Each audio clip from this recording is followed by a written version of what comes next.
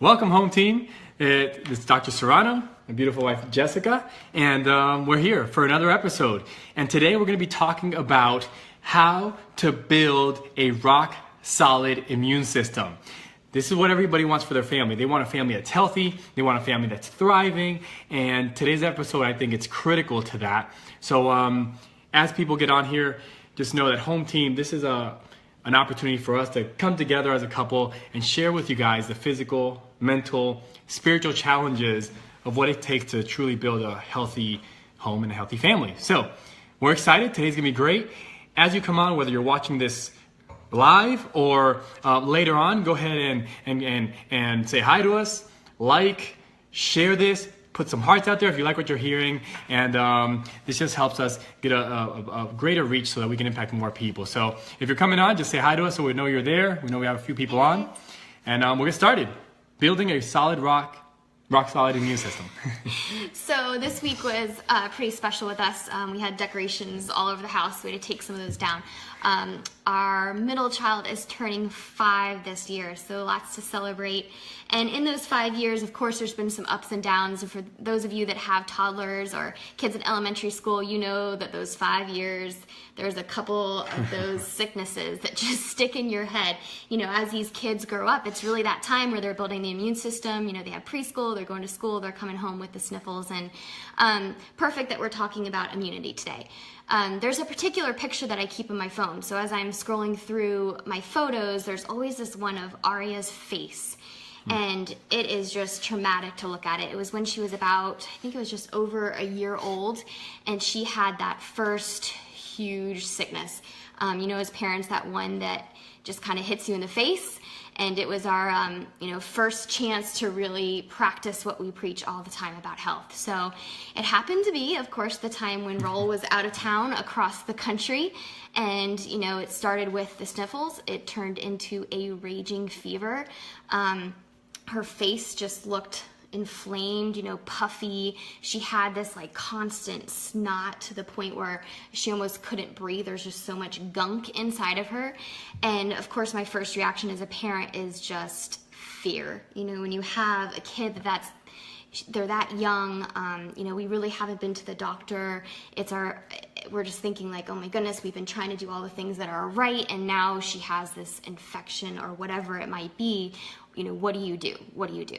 And as much as fear and just as a mom, like all of that emotion kind of hits you, I was so thankful that we had talked about health, and I knew certain principles about healing that really just were able to give me a peace of mind.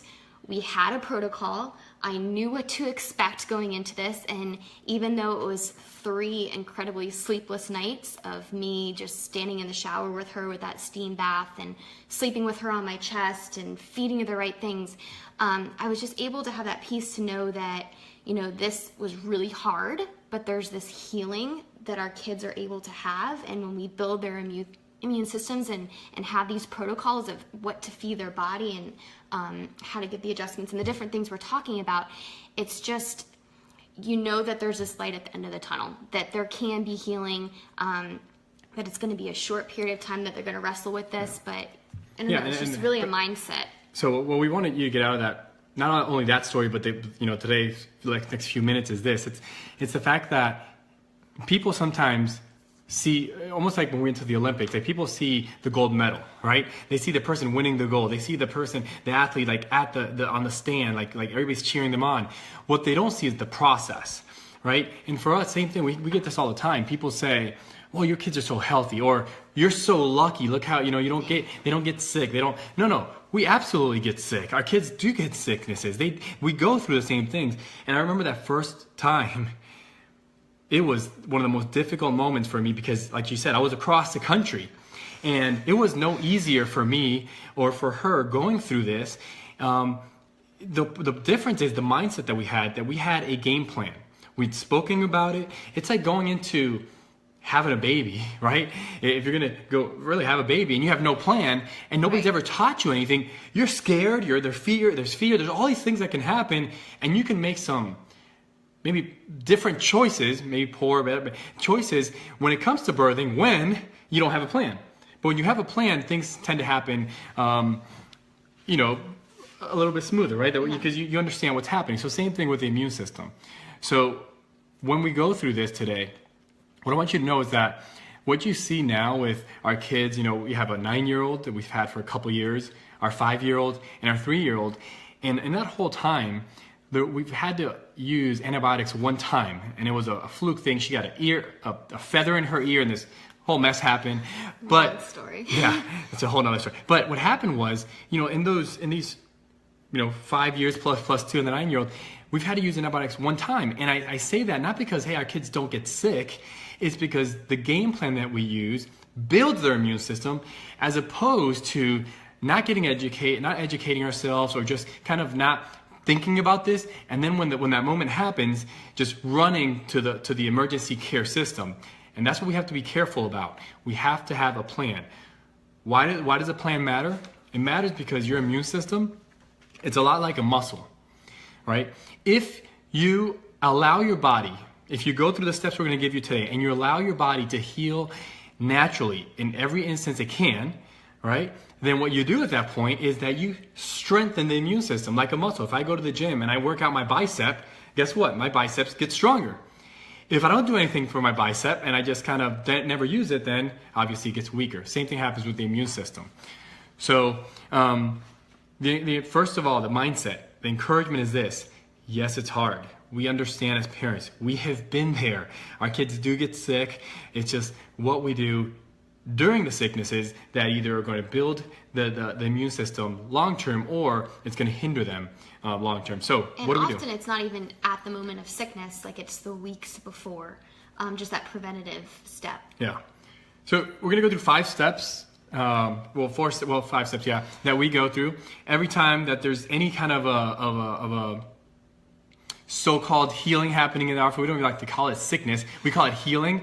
And the first thing is that our kids absolutely know that any time that they're coming down with the sniffles, or they start to be have a fever, or just not feeling well, the first thing is something's going around school, whatever. Yeah. First thing is we absolutely decrease the sugar intake. They understand that sugar is one of those things that increases inflammation in their body. They understand that sugar is something that we already don't eat a lot of sugar, but we still do sometimes. We're just like everybody else. There's parties and different things. So we decrease the sugar because we know that immediately when they have sugar or anything that turns into sugar quickly, that absolutely decreases their immune system.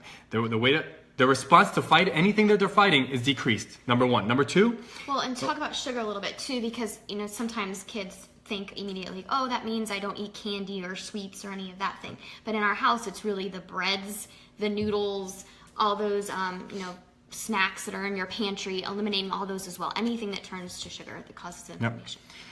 Number 2 is, as any well-adjusted family, we get them adjusted. Not only ourselves, but the kids adjusted. Why? Because the research shows that when you adjust a child, or anybody gets adjusted, there is a direct increase into the immune response in the body. So that is the first. Second thing we do is we get them adjusted as quickly as we can so that we can boost that immune system. The next thing is we rest. We make sure that we're restful, because during rest is when most of the healing happens, especially at night. At night, why do you think the fever spikes at night? Why do you think we get, whenever we're fighting something or we're healing from something, at night's kind of where the worst symptoms happen? It's because that's when your body's healing the best. At night's when it heals. So at night is we make sure that we get a lot of rest during the day, but also that night, there's a lot of rest that happens. Along with that rest too, I want to mention there's a lot of hydration. So especially at night when things are happening with your children and you're trying to get the rest in and they're waking up every 2 hours, that's usually when we're trying to get the hydration in during those rest times as well. And then the last component to this is supplementation. We absolutely start to increase our supplementation when it comes to fighting any disease. And one of the things that we used to do is we used to get them on vitamin D3. We used to this is vitamin C, and you can write these down, so I'll go slow. Vitamin D3, vitamin C, zinc, echinacea. Those are like the core. We used to have all those on hand. Now we found this product, which We don't sell. You can get this at any food store or anything like that. And it's called. It's by Buried Treasures, and it's backwards there. And it's Children's ACF. They also have an adult version. It's just ACF in the adults. And we try to have that on hand because it has all of those things that help boost your immune system. The one thing it doesn't have is the D3, so we do that separately. And then I said I was going to give you 5 steps. Those are really 4 steps there. The last thing we do is when it comes to fevers, I want to talk about fevers. Because if there's another step in the healing process, you have to understand and what to do with fevers. There is no research that shows that a fever will actually cause that a high fever will cause damage to the kids. Now, this is different if it's a newborn and elderly, or if there's dehydration happening. Different. But any toddler, any adults, any kids really at any age, if there's a high enough fever that there's no research that shows that there's any damage as long as they're hydrated. Why do I harp on this? Because this is what happens. What happens is your body starts to get an invader. Let's say this is the bacteria or the virus, right? What does your body use to fight that virus or bacteria? Your immune system, but how does it weaken it? With heat. It's like if you have water that has bacteria in it, what do they tell you to do to clean it up? Heat it. You heat it up, you boil it. And in that boiling process, you kill the bacteria, so you weaken it, right? Same thing. Your body raises the body temperature, heats it up to weaken the bacteria, to weaken the virus, so that way your immune system can now be strong enough to kill that bacteria. So this is how you strengthen the immune system, because typically what we're taught, and this is the medical model, you get a fever, right? And it just had to happen this morning with a patient. As soon as they got the fever, they went in there and they gave them the fever reducers. So this is what happens. You got a bacteria. Your body's going to try to fight this by weakening it, and then the immune system can fight it. What we do is we lower the fever, and the bacteria or virus never gets weaker. And what happens? It grows. We lower the fever again, because now your body spikes the fever again, and we lower so it can never fight it. And then 3 or 4 days into it, we have this raging bacterial or viral infection, where at that point you absolutely have to go and do the next steps. That's kind of what we see happen constantly. So, and I wanted to just go ahead and talk about that, because we get this a lot from parents, and goodness, we've been through this before. Like, those fevers are scary, to tell you the truth, scary. So one of the things you have to do as a parent, of course, when you're letting your kid run the fever, is you can't just sit back and just watch them have the fever.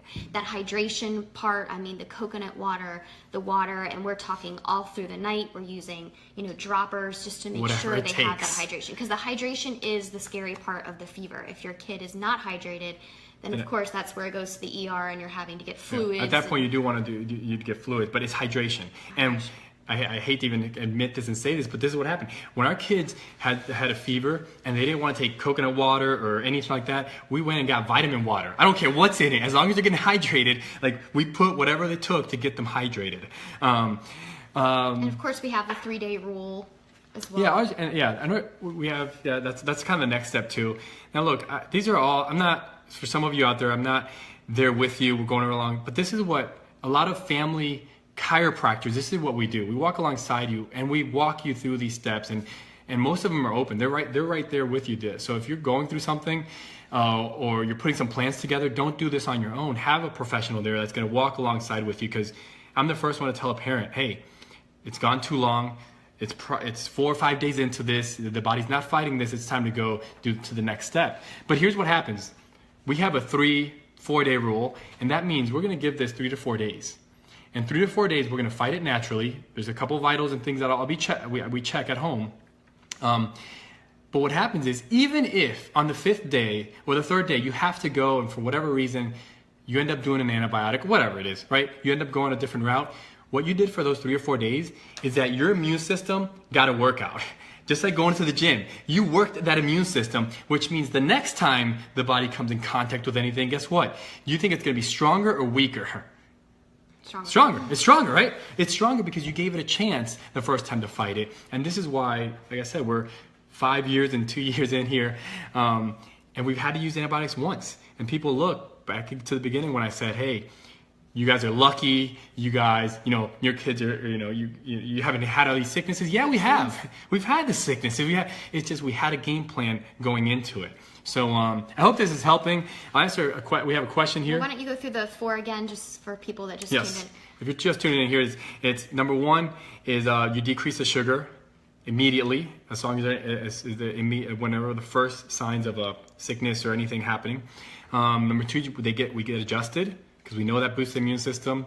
Supplementation, we went to Buried Treasures, and that's ACF. And then, of course, the vitamin D. Vitamin D3 on top of that. And there's a child's version and an adult version. Rest and hydration. And then the last one is when there's a fever, we don't allow the body to, we don't fight the body. We understand why the fever is there. We understand what the fever is doing. And we actually try to see if, hey, we help the body along so it can do what it does best, and that's to heal. Answer a question here. We have Katie. It's got an intense flavor. How do you get your kids to take it? Yes, it is potent, Yeah. and that's because it works. So with our kids, They actually like it, I guess. they do. They're weird, but I know they're excited about it. Maybe it's the most candy tasting thing they've had, but I would say for a lot of the stuff, especially the D, it's the shakes. Like they have a healing shake on those mornings where, for some of our kids, it's chocolate peanut butter. Other kids, it's the blueberry mango lately, where we just add some of those components in the shake in the morning, and then also usually before they go to bed. But the ACF, I think it's like 2 tablespoons, and they'll just basically drink it. Also, if not, you could put it in anything. It doesn't. I'm sorry, that's a hard one to answer because it's going to depend on your child's palate, obviously, and you would know that as a parent. I'm guessing you could even put it in some juice. Yeah. Right. Yep. Anything else when it comes to the process of building? So building a rock solid immune system. What I want people to kind of take away with where we started with this is like, when we go to the Olympics, we always see the gold medalists, right? We don't see the hard work they put in behind the scenes to get there to the point where they can win the gold. And no, a lot of people don't see the hard work we put behind the scenes on a daily basis. What we're feeding the kids, we're getting them adjusted, we're keeping them active, we're doing all these other things. And when the thing happens, right? Whenever that happens, that point there, we have a plan. We're not just saying, hey, we're not going to get sick, and then when it happens, we don't have a game plan. We have a game plan. So, how do you guys take the ACF for yourselves? Oh, So there's another one. There's a children's ACF. But no, then, we just drink it. It's just tablespoon. Yeah, and for adults, you should be able to take. It's not that bad. I don't think so. No, it's Yep. great stuff. Another thing for a lot of parents that are really discouraged, like of course we've had a lot of parents where it seems like, every couple months their kids are on antibiotics and they just know their gut is shot. And one of the big things is... We'll have to do a whole other episode on that. Yeah, we'll do another episode, but just knowing that there is hope and healing for if your body has suffered a lot from the antibiotics or whatever it is, to find out that I think it's like 70% of your immune system is in your gut. That's huge for our kids, and I think we'll probably do one on that and just how to repair that gut so that you can strengthen your immune system. Last little story here, and then we'll let you guys go. It's about 18 minutes in. I remember I had a family a few years back that came to the office, and they sat in front of me, and they were hopeless. They had been literally every month they were going to the doctor's office, and it was just they've tried everything, and they sat in front of me, and all I told them was, I promise you that you can rebuild their immune system, the kids' immune system. I know that they can get healthier. You have to commit to the process, and it's not going to be overnight. You're not going to start today and tomorrow they're better, and they're not ever not going to get sick. They're going to get sick, but if you commit to the process, you're going to look back 2-3 years later, and you're going to see a completely different lifestyle. You're going to see a completely different family dynamic and child dynamic when you commit to the hard times that people don't see. And I tell you that because today I look at this family and I don't remember the last time they were on an antibiotic. I don't remember the last time that they I do remember when the child got sick, but I know now that they have a game plan and they understand the game plan, and their whole life has completely transformed. And maybe one day I'll be able to bring them on and have them here as on one of these episodes. But there's hope, and that we've seen this hundreds of times with hundreds of families. So keep up the hope. We know that our bodies are made to heal. God made them in an amazing fashion, and we just cling on to those truths and those promises. Anything else? So I don't know, just share hope with your friends, with Yeah. all the parents. I know there's some that are just struggling out there at school. There's some Like crazy this. stuff going around. So Hearts, share it, and give them hope. And we'll be back on next week. Any comments, anything you guys want us to talk about, put it on the comments. We will answer every comment or every question in either in between shows or episodes or on the episode itself. So you guys have a great day, and we'll see you next week.